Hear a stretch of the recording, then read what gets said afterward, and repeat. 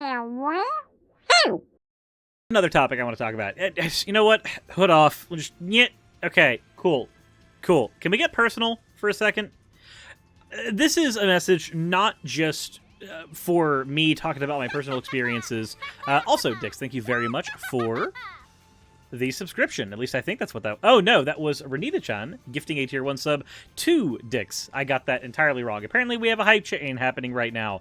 Of all times, I just hit the record button. Oh well. It's fine.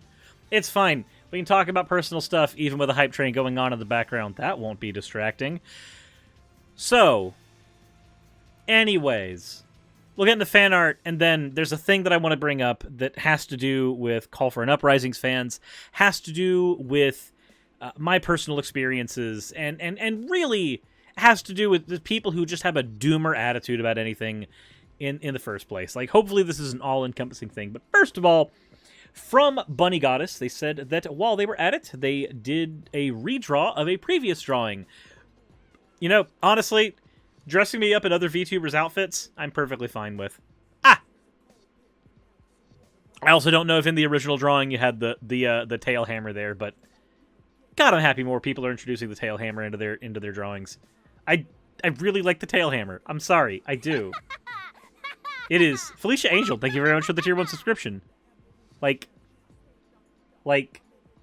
tail hammer. Tail hammer. It is very shaky. It bounces a lot.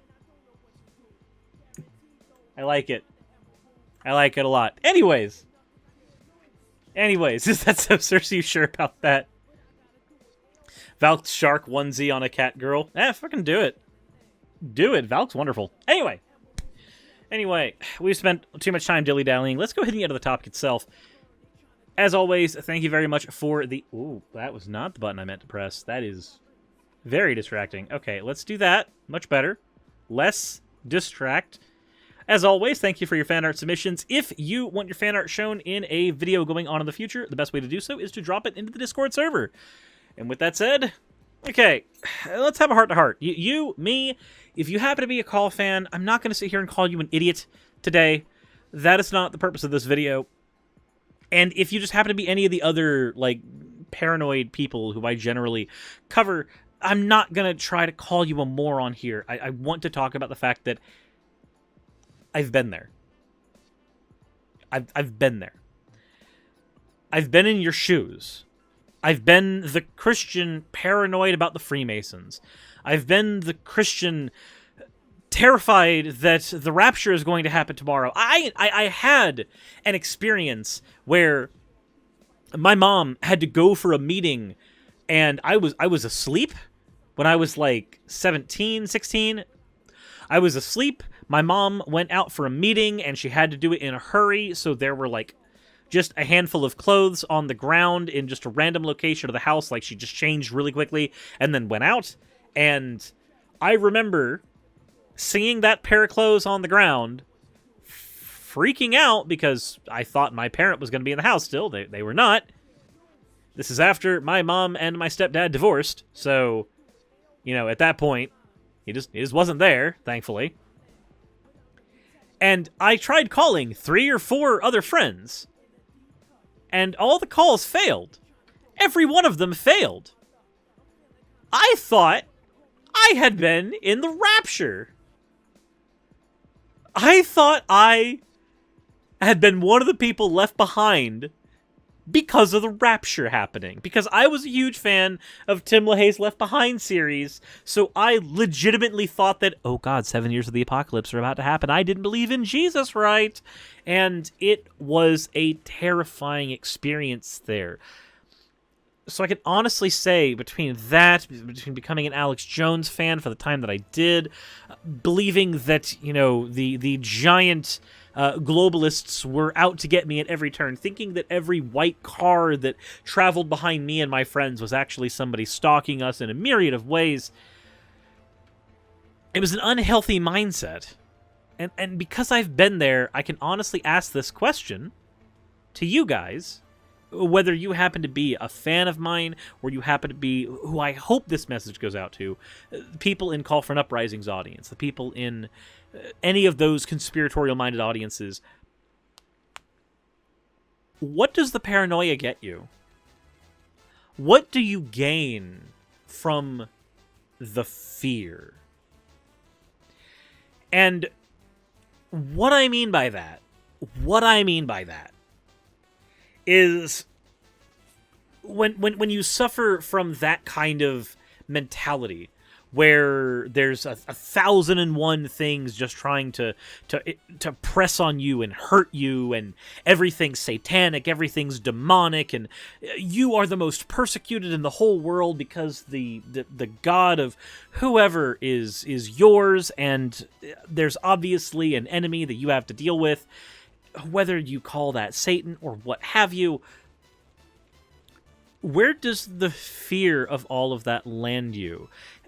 What do you gain from it? Like, I have to ask you, honestly, if you are a fan of someone like A Call for an Uprising, you watch his videos religiously, and you don't do it just because you're trying to laugh at the guy, you're doing it because you legitimately think there's insight to be had there. What insight have you gained from just broad brush labeling everything as Masonic or demonic or satanic? Where has it gotten you? Has it made you happier? Have your material conditions changed any? Has your life changed for the better? Or is it what I would suspect, because this is what happened to me, did your life change for the worst? Is it that you adopted those mindsets and now you have a very unhealthy, paranoid life, and you might be very confrontational now with a lot of people, and that can't feel good. That can't be something that makes you feel in any way positive. It might feel like you've made more enemies than friends now. You might have isolated yourself from several of the people who you once deemed friends because they are not, I guess, blessed with the same kind of knowledge that you were.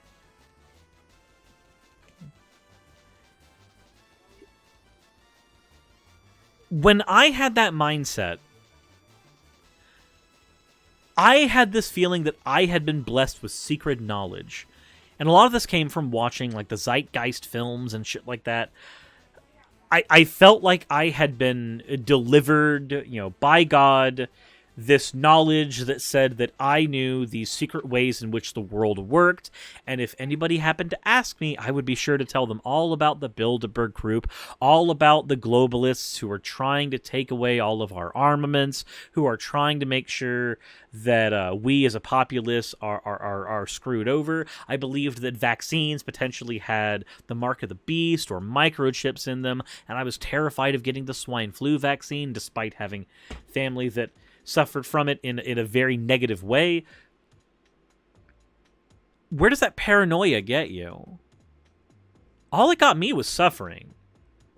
All I did during that time, the most positive moments of my life were not the moments where I was red-pilling people into the way the world worked. The best moments of my life were not the moments in where I was diving into the rabbit hole, the cesspool of this ideology of paranoia. Those were the worst moments of my life, but they felt like a burden I had to carry, and then I made fun of people who made fun of me for, quote, carrying that burden. It didn't get me anywhere. And I don't mean that to say that if you do something that doesn't get you anywhere, then don't do it. Like, don't play video games, something like that. Like, no, that mindset, what it did to me was it made me a worse person. And it gave me almost a superiority complex over other people who simply, as far as I knew, didn't know any better about the way the world worked. But when pressed on basic things, like, how can a plane fly into the Twin Towers and cause it to collapse? I couldn't tell you the actual physics involved in it, but by golly, I watched Loose Change, so I was an expert then, and despite the kids who made loose change talking with actual physicists and getting debunked on it, and then being proud of that and posting that as a video going like, aha, got him, I still believed in all of that conspiratorial nonsense. Now, this isn't to say that there aren't conspiracies that are real. MK Ultra is a thing that happened, that our government did to our people. The Tuskegee experiments were a real thing that our government did to our people. The Trail of Tears is a thing that is slowly being erased from American history books. Yes, there are terrible, awful, shitty things that our government has done to its own citizens and to people abroad. I'm not trying to say that there are not people out there, especially people in power, who do not have your best interests in heart. Dear God, I would not be a leftist if I did not think, at the very least, that. But the question that I have for you here is, what does constantly sitting in that rabbit hole, what does constantly freaking out about it and even imagining enemies do for you? If you consider yourself somebody who believes in a Nazi-adjacent ideology, or you wouldn't call yourself a Nazi, but you just so happen to be able to quote the 14 words at me, and you just so happen to think that Jews are controlling the world, and you just so happen, the list goes on. Are you a happier person thinking that? Do you feel better? Is there some part of your life that has fixed? Or has it inadvertently made you enemies? Has it inadvertently made you have a worse life? Has it made things infinitely less pleasant for you? And did you, like me, justify that less than pleasantness that arrived on your doorstep because of your own mentality? At the end of the day, this is your issue. Is it that you, like me, justified that with the Christian persecution complex? Did you tell yourself that this is what the good Lord wants? This is what the good Lord wanted. This is what I need to do. I need to suffer like my God did on the cross so that I can properly bear my burden. I can do my part. Do you really honestly think that? That's what I thought. All of that unpleasantness, it got swept under the rug of my Christianity. Is that necessary? Is any of that, is that fear, is that paranoia, is that burden you put on yourself, is there any benefit that you gain from it? And before you compare it to something like being a parent, which is a massive burden, when you're a parent, the benefit is the child you're raising, the life you're shaping and molding. But with this constant fear, with this paranoia, with these justifications that the world around you is your enemy, what is gained for you materially, mentally, emotionally? Has this positively affected your life at all? And if it hasn't, then maybe you can do me a gigantic favor and start asking yourself the questions, what kind of things can I do that do benefit me materially? What types of things can I do that do make me feel more happy, that do make me more friends in the world around me? If you've got this doomer mentality that everything's horrible, and whenever you talk with people, all you want to do is tell them how the world is horrible and how everything's out to get you, and it might be because you're a conspiracy theorist and you think that people are going to come up in white trucks and pull you out tomorrow. It might be because you are somebody on the right wing who thinks the Democrats are coming to take your guns. It might be because you're a leftist who thinks that somebody's going to come in and Joe McCarthy you tomorrow. The likelihood of any of that happening, for the most part, is very, very low. And what is the benefit to the paranoia? What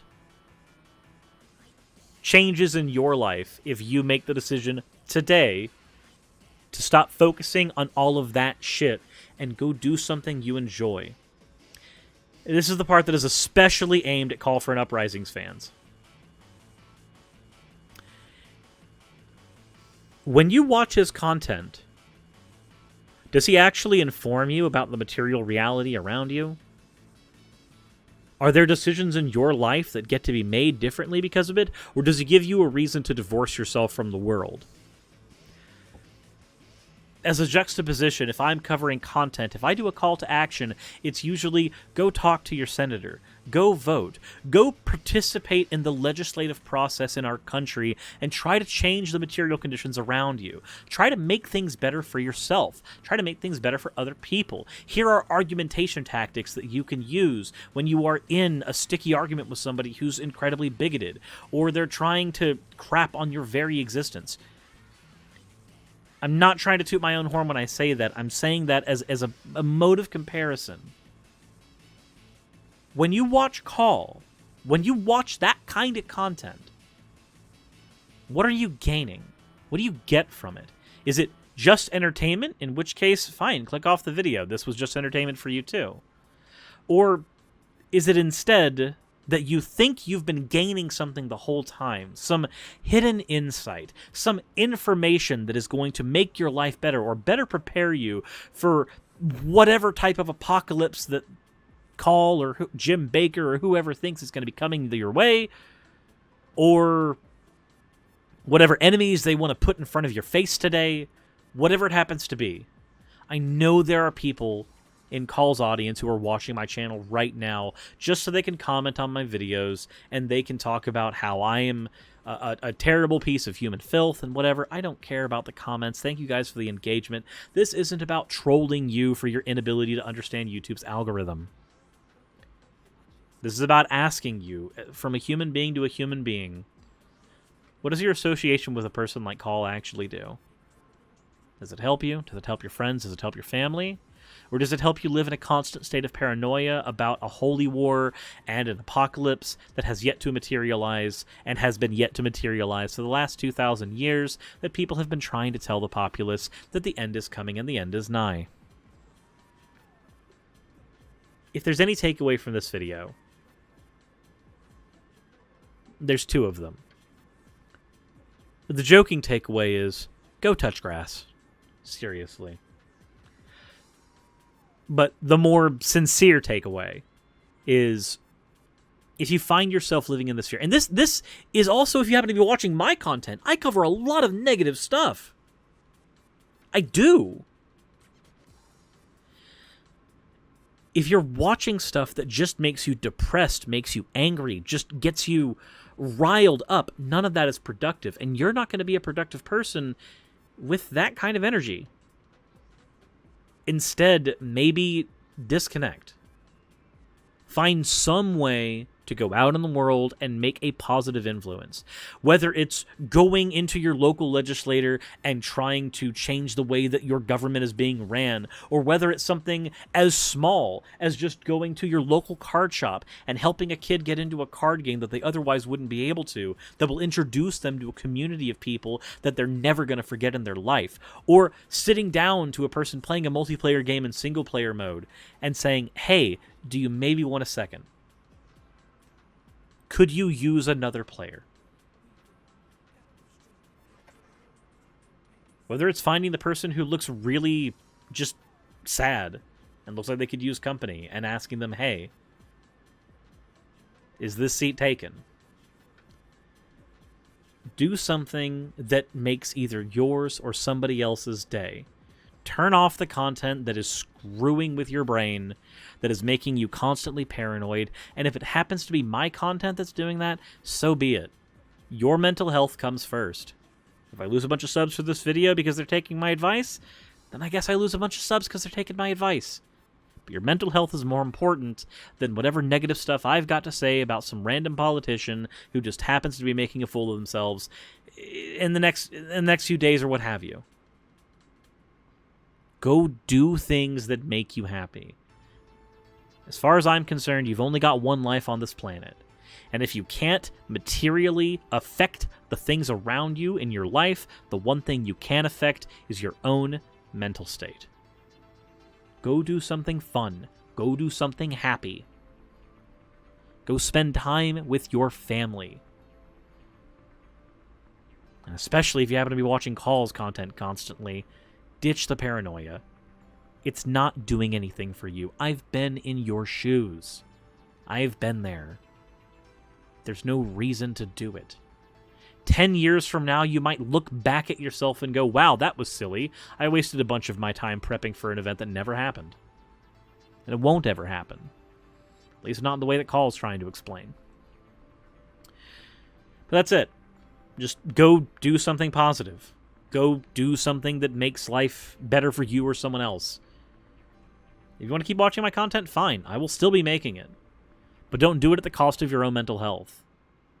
Don't watch Call at the cost of your own mental health either. Be cognizant of what that even looks like. And if you want to send this video to Call and his people, fine. Do it. They're the ones that need to hear this message most. Let me know what you think in the comments section below. I don't do these kinds of videos that often. But I think it needed to be said, especially with recent events happening. As always, everyone, insert end of video tagline here. Hey, thank you so much for watching this video. It really means a lot to me.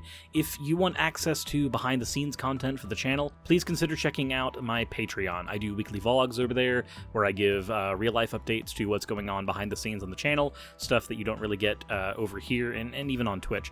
Patreon also helps the channel's stability a whole lot.